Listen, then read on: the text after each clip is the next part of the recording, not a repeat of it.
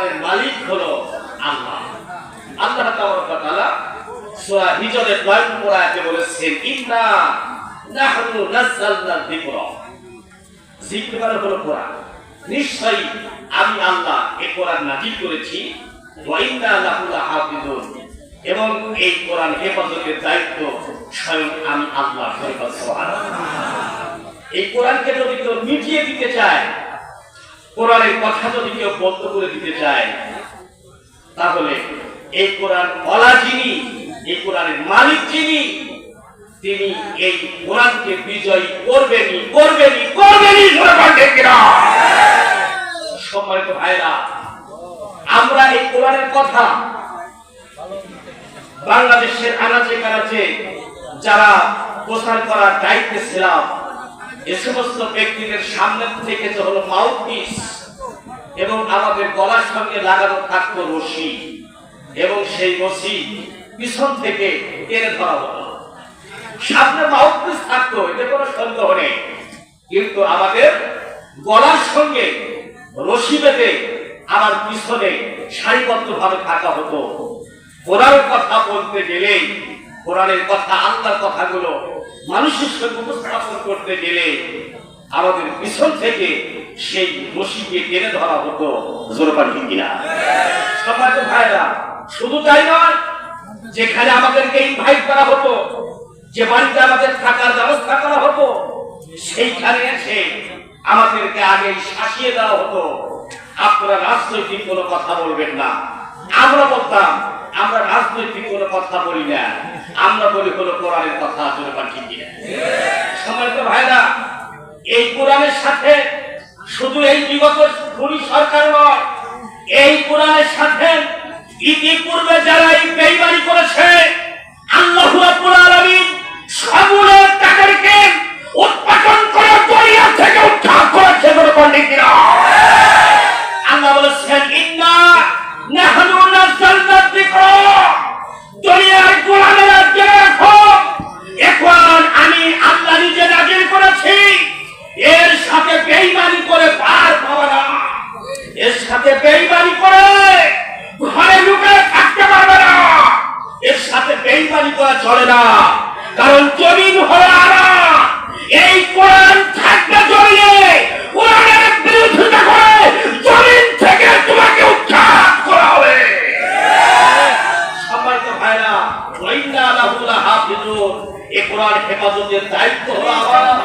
আলেমুল আমার মুখ থেকে সাধারণ মানুষেরা কোরআন শুনবে, আল্লাহ রাব্বুল আলামিন সেই পথ আমাদের জন্য উন্মুক্ত করে দিয়েছেন, খুলে দিয়েছেন।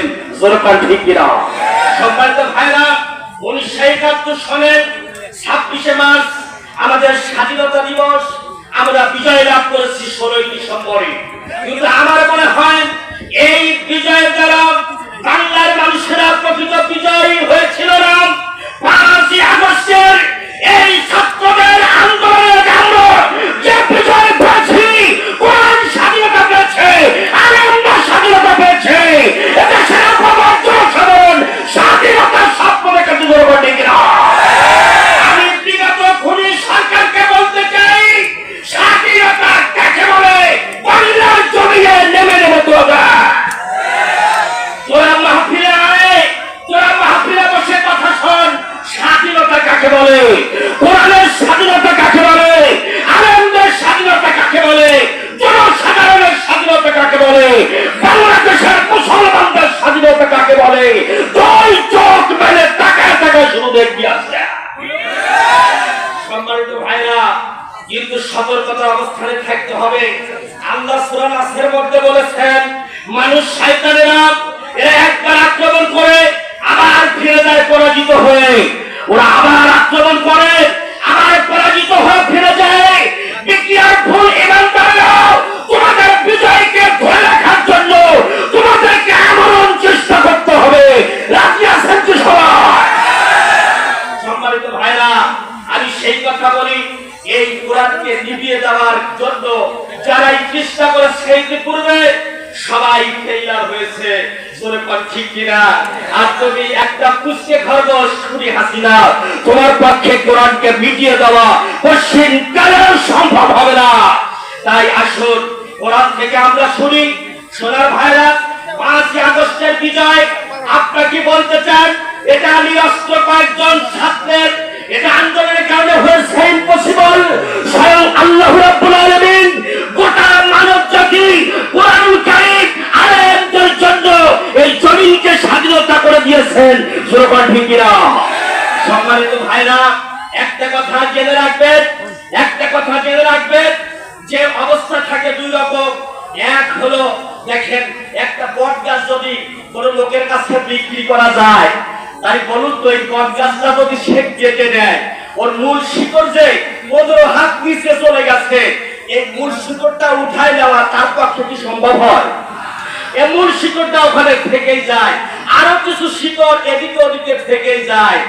আর যদি ঘূর্ণিঝড়ে আল্লাহ তাবারক ওয়া তাআলার এই ঘূর্ণিঝড়ের আঘাতে যদি কোন বটের বিশাল গাছ উপড়ে যায়, বলুন তো সবার আগে বের হয়ে থাকে হলো মূল শিকড়। আল্লাহ রাব্বুল আলামিন বিগত খনি সরকারের মূল শিকড় আগে উপড়ে আসমানে তুলে দিয়েছে। এই জন্য এই বিজয় আসমান থেকে এসেছে। এটা মানুষের কোন বিজয় নয়, এটা আসমান থেকে বিজয় এসেছে। এই বিজয় ধরে রাখার দায়িত্ব আল্লাহ রাব্বুল আলামিন আপনাদের হাতে দিয়েছেন। আপনারা কি এই বিজয় ধরে রাখতে রাজি আছেন?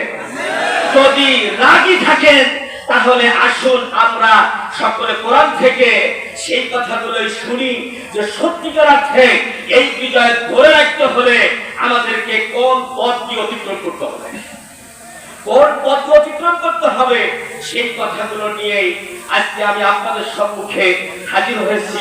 সোনার ভাইরা, আমি হাদিসের ইবারতটা খুব অল্প সময়ের ভিতরে কালেকশন করতে পারিনি। আমি জানি যে আজকে মাহফিল হবে না, তো মাহফিলে 2-3 ঘন্টা বক্তৃতা দেওয়ার জন্য আগের থেকে কিতাবাদি দেখার প্রয়োজন থাকে না। তো আমি একেবারে আসর পর্যন্ত জানি যে আজকে মাহফিল হবে না, এর জন্য আমি সেভাবে তো প্রস্তুতি নিতে পারিনি। তো আমি আরবি এবারও অল্প টাইমের ভিতরে খুঁজে হয়রান হয়ে গেছি। আরবি এবারটা আমার মনে নেই, কিন্তু বাংলা অর্থটা আমার মনে আছে। আল্লাহ নবীর ভবিষ্যৎবাণী এবং আল্লাহ নবীর হলো আল্লাহ নবীর বদদুয়া একটা হাদিসের ভিতরে বলা হয়েছে। আল্লাহ নবী বলেছেন যে আল্লাহ কোন জাতি সরকার যদি আমার উম্মতে মুহাম্মাদের উপরে যদি নেতৃত্বের আসন কেড়ে বসে এবং এই নেতৃত্বের আসন কেড়ে বসার পরে আমার উম্মতের উপরে যদি জুলুম করে, অত্যাচার করে, তুমি সেই জালেম সরকারকে আসমান থেকে গজব দিয়ে ধ্বংস করে দিবা।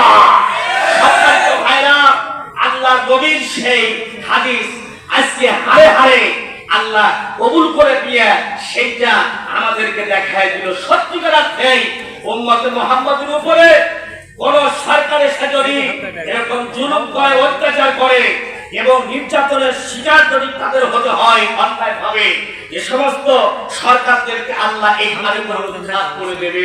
সমাজে ভাইরা, তাই বলে একটা কথা মনে রাখতে হবে, বিজয় অর্জন করা যত সহজ, ধরে রাখাটা কিন্তু অত সহজ।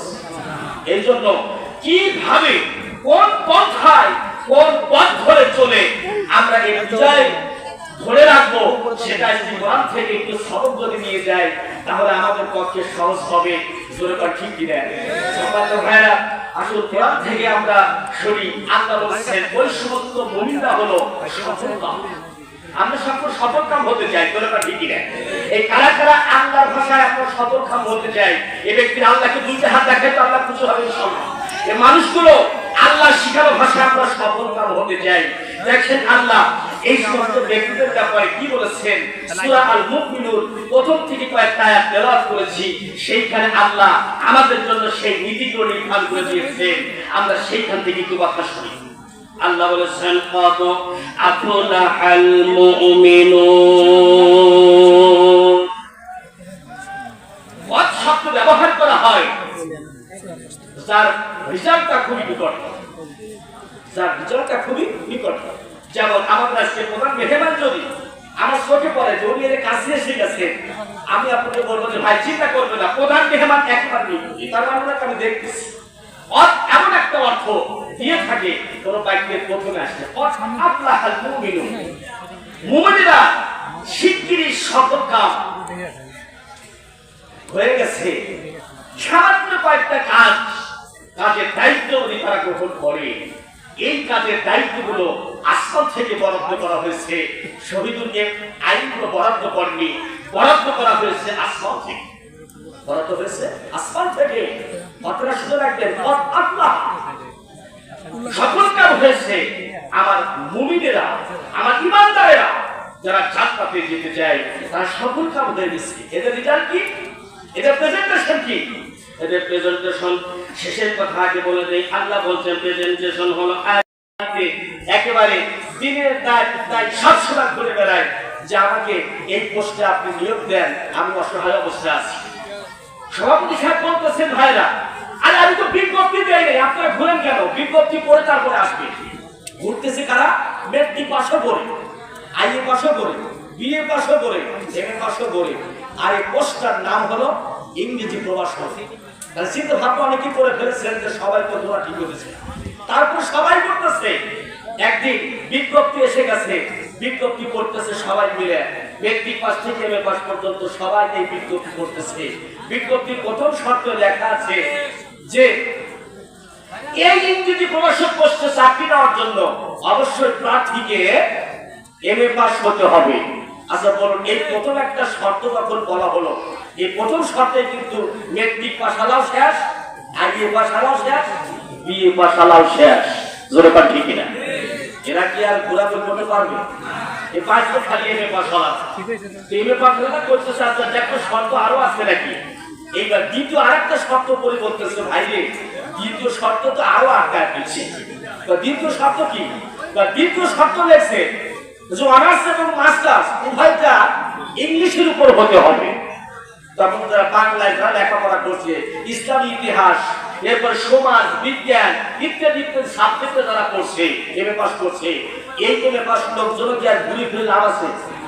শুধু ইংরেজিতে যারা অনার্স মাস্টার্স করছে, এরা খুব খুশি হয়ে গেল, তো যাক চাকরি বোধহয় আমাদের। তো বলতেছে তা আরো একটা পয়েন্ট আছে কিনা? বলতেছে ভাই পয়েন্ট তো আরো আছে। কি আছে দেখ? বলতেছে এখানে লিখছে যে কোন অবস্থায় কোন ক্ষেত্রে প্রার্থীর তৃতীয় বিভাগ গ্রহণযোগ্য হবে না। তার মানে যদি মেট্রিক, আইএ, বিএ, এমএ এর ভিতরে কোনো একটা জায়গায় থার্ড ডিভিশন থাকে, তাকেও নেওয়া হবে না। বলুন এর ভিতরে যারা বিএ একজনের থার্ড ডিভিশন আছে কিন্তু অনার্স মাস্টার সব ইংলিশে পড়া, আরও কি ঘুরে ঘুরে লাভ আছে? আর ঘুরে লাভ নাই। পাশে শুধু 3 জন, হাজার হাজার লোক চাকরি পাওয়ার জন্য চিন্তা ভাবনা, কিন্তু পাশে এখন কয়জন? 3 জন। খুব খুশি, চাকরি হয়তো আমার নয়। দেখতো আরো শর্ত আছে কিনা, দেখো শর্ত শেষে আর একটা আছে।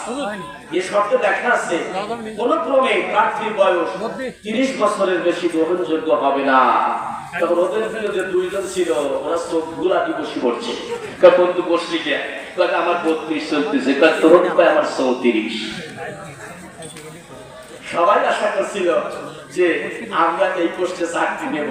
শেষ পর্যন্ত সব যেতে যেতে কয়জন পাচ্ছে? আর জোরে কর, একজন পাচ্ছে। একজনে কি আর নিয়োগ হয়? ওর তো কলেজ থেকে আর 2 জনকে এনে দরখাস্ত করায় এই লোকটা চাকরি নিল। কিন্তু চাকরি পাওয়ার আগে সকলে কয় যে আমি এই পোস্টের জন্য উপযোগী। সম্মানিত ভাইরা, আল্লাহ আপনাকে বিজয় দিয়েছে, কিন্তু আমার আপনার অবস্থান কোথায়? কোরআন থেকে আলোচনা করলে সব ফুটে উঠবে। একটা একটা করে শর্ত যখন কোরআন থেকে দেওয়া হবে, আল্লাহ বলছে জান্নাতুল ফেরদাউস আমার মুমিনদেরকে দিব, তারা সফল কাম হয়ে গেছে। কিন্তু কথা হলো এই কোরআনের ভিতরে একটা বিজ্ঞপ্তি দিলাম, এই বিজ্ঞপ্তির শর্ত যার যার ভিতরে আছে। এখন আসুন এই বিজ্ঞপ্তির এক একটা শর্ত আমি তুলে ধরবো, আর আপনারা দেখবেন যে আমাদের কার ভিতরে এই শর্তগুলো আছে। যদি থাকে তাহলে কনগ্রেচুলেশন, অভিনন্দন, ধন্যবাদ। আর যদি সেই গুণাগুণ না থাকে তাহলে আপনার সাথে কিছুই নেই। আপনি আপনার কাছে তওবা করে লাইন মতো ফিরে আসবেন, আল্লাহ গ্রহণ করবে ইনশাআল্লাহ। সম্মানিত ভাইরা, খুবই কষ্ট লাগে আমাদের ভলান্টিয়ার ছেলেরা জালসার জন্য খুব খেদমত করতেছে, কিন্তু ইশারতের নামাজে আযান হয়েছে, ইশারতের নামাজে অনেক ছেলেকে আমি পাই নাই। এত সুন্দর অ্যারেঞ্জমেন্ট হচ্ছে খিচুড়ি পাঠাচ্ছে অতিথিদের জন্য, সেইখানে যারা অ্যারেঞ্জমেন্টের দায়িত্বে আছে, আমি জানি যে কোনো একটা ছোট্ট বাচ্চাকে সেখানে বসিয়ে দিয়েছে, নামাজে শরীক হওয়ার কথা ছিল, কিন্তু সেইভাবে তো সেখানে উপস্থিতি পাওয়া যায়নি। এদিকে নামাজ হয়, জালসা কোলাহলের শব্দ ইমাম সাহেব এবং মুসল্লিদের কানে চলে যায়। সম্মানিত ভাইরা, এই ইসলামের প্রতি এমন ভালোবাসা দেখায়া এক বিন্দু লাভ হবে না, এক বিন্দু লাভ হবে না।